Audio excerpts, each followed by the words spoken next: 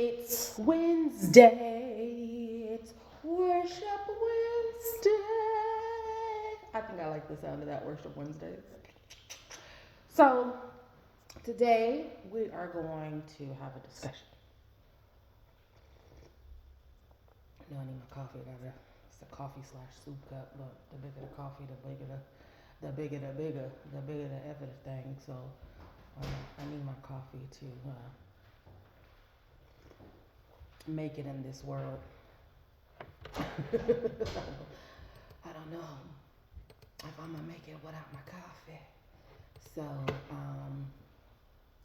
I just want to, you know, be transparent today. Um, I realize that, God will really, really separate you in order to elevate you. And that's what I want to talk about today. You know, um, don't don't look at it as if you're being punished because you have to be separated from whoever, you know, relationship, people, family, a work, a certain particular situation, whatever. Just know when you're down to nothing, God is up to something. When He separates you, it's only for you to be elevated. He separates you so He can elevate you, right? And that's where I really feel like that I am in this point, in this present moment in my life right now. So, just give you a little backstory. About a year and a half ago, I had something very, very traumatic happen to me. I was in a relationship with this guy, and it didn't go well. You know, um, we were hanging out, and we decided to be exclusive. So he moves into my house, right? I move him in. We had been dealing with each other for maybe a little over a year and a half, right? So he moves in 3 weeks. 3 weeks into this man moving in my house, he tortured me for 6 hours, right? And almost literally tried to kill me in my home in front of my children. So, it's either flight or fight at the end of the day, you know?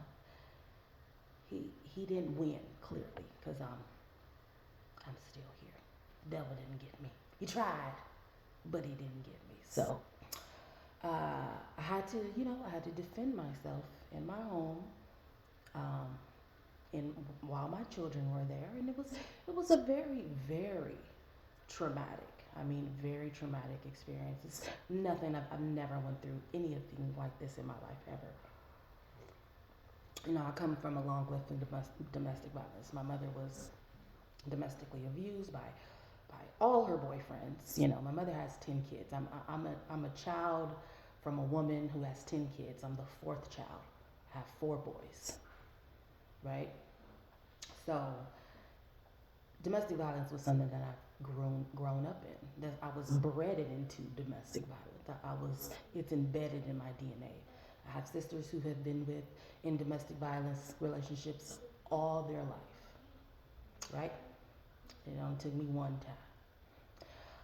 But I'm going to be honest with you. So when the situation happened and the situation occurred, at this time I had separated myself from my family. I left one state that I had lived in for 20 years and I moved to another state, right? And this is when all this transpired. So once I had moved, the relationship with my family became very strained, a very strained relationship. And it was what it was. It is what it is. At the end of the day, I made it work. I did what I normally. If I go, you can put me anywhere. I could be anywhere and I'm gonna make it. I don't care. That's not me. Failure is not an option. That's not an option. So I don't care where I can go. I'm gonna make it. As long as I know I got my boys and I got God, we gonna be all right. So the situation happens, right? A very traumatic situation. The police came. It was a lot. Just know it was a lot. It was a very traumatic situation that occurred, right? So the day and the night it happened, right? A couple of days go by, and I get a knock on my door from CPS trying to come and take my children from me. So I'm like the state that I live in, I have no family. I had no one out there, just me and my children. And it was like I lived on a very like small street, and I didn't I knew one neighbor, my 80-year-old neighbor that lived 2 homes down from me. But this situation occurred. It was 2, 3 o'clock in the morning when it stopped. It started at 8, and it ended at 3 o'clock in the morning, right? So she was knocked out. She didn't even know what happened, and I didn't even tell her what happened. So when you get a call from CPS and you're like, the hell, I mean, the heck, like I don't know nobody out here. Why would what the heck, So you do that whole thing, and by this time I'm still, bruises are still fresh. I'm still in a whole mood, as I should be. This happened 3 days ago. My life almost ended 3 days ago. And now you got CPS on my door talking about they gonna take my kids from me. Oh, so now, fight or flight. I'm in that fight or flight mode, right? And I'm just like, you know, I end up cursing her out, and I definitely wasn't too happy about that. And she said something to me that kind of resonated with me. The, I don't know exactly what she said, but when she said what she said, I knew it couldn't have been nobody but a family member had called and told her this. So now I'm thinking, like, I don't even talk to these, I don't even talk to my family. So how does my family knowing what's going on, right? So you come from a black household, you know what that number one rule is. What go on in this house stays in this house. Period. Point blank. Right? Don't play. Play with yourself. Don't play with Jesus. So when she said that, I'm like, huh. That was so. The light bulb went off. Bing. So I have an older son that resides with his father. He knew nothing about this. I didn't want to even tell him, right? Because he knew the guy as well. He was working for this guy and everything, right? So when my son said something to me, I'm like, he's in another state. How do you know? Because I hadn't called you and talked to you about none of this. So that got me upset. So now I'm like, oh, well, this had to come from nowhere but in my home. Someone called the family. It's only take one call, one person. Everybody knew what happened, right? Everybody knew what happened. And, my son that lives with me said he called a person that night and told that person what happened. And this one particular person he called told everybody. And so I was very upset with my son. And I was like, well, why are you calling and telling people about what's going on in my house? Because they not worried about, what's going on over here. And don't call and tell people my business that don't even mess with me, that don't even, pretty much wants to be bothered with me. So what stay in my house, what stay in this house belongs in this house. Don't tell my business. I was real upset about my son, but we talked and we cried about it, and we've moved past that, right? And then I get CPS knocking on my door, right? So come to find out, my whole family knew what happened to me. And not one person made the call to call and check up on me.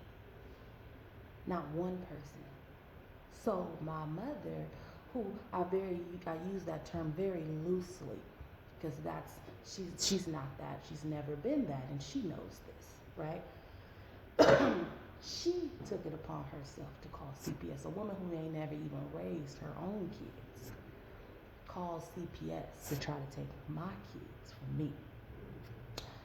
So I was like, I was hurt. Oh, I was hurt. Oh, I was down bad. Oh, I was down bad. Oh, I was hurt. Physically hurt, mentally hurt, emotionally hurt, abusively hurt. I don't know if abusively is a word, but I was hurt, right? So at the same time, I am still mother, and I still have to work, and I still have to provide for my children, and I still have to do what I need to do at the end of the day because that's just what I do.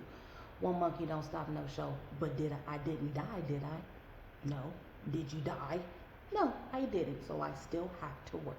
I still have to pay these bills. I still have to make sure there is food in the refrigerator. I still have to take and provide for my children as I will continue to do until I know that they're able to do for themselves. That doesn't change. That will never change. So, um, I went to a very depressive state, and I didn't even know I was a functional depressed person. And I didn't even know that that was the thing. I didn't know that you can be depressed and function, right? I've had depressive thoughts, but I've never soaked in them to where I wasn't able to continuously move around and take care of my business and take care of my children and make sure that everything is good. Now that I'm aware that there is a thing called a functional depressed person, that's what I was. I was functionally depressed, right? Still going on through my daily life, through my daily activity, doing what I needed to do, and I just kept it moving, right? So that's what that was. And, you know, I stopped working. I couldn't work, but by the grace of God, I got approved for running for $16,000 in unemployment, right? So I was forced not to work. I was still looking for jobs, but you know, God was like, you know, you're not gonna work. You're not gonna work. You're not gonna do anything. You need to take this. You need to take some time off. And so I was forced to sit down. Like I was forced, like literally forced, right? But that's how you know, I'm a chosen person. That's how I knew. That's how I knew. That's how I knew that I was different, you know?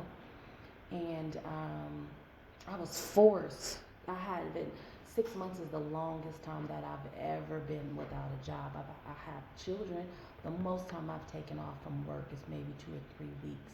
You know, I've been working since I was 16 years old. I've been on my own, taking care of myself since I was 16 years old, right?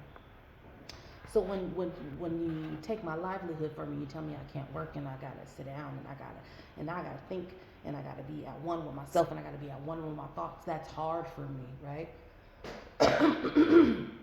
Because I am a person that works and I am a provider and I've always been a provider. Even with being with baby daddies, you know, I've always been the provider. I've always been the breadwinner. So, like I said, one monkey don't stop no show. I didn't die. I'm still alive, and I'm gonna keep it moving. So I'm sitting there, and now it's just me and God. Now what? Now what? He said you gotta leave.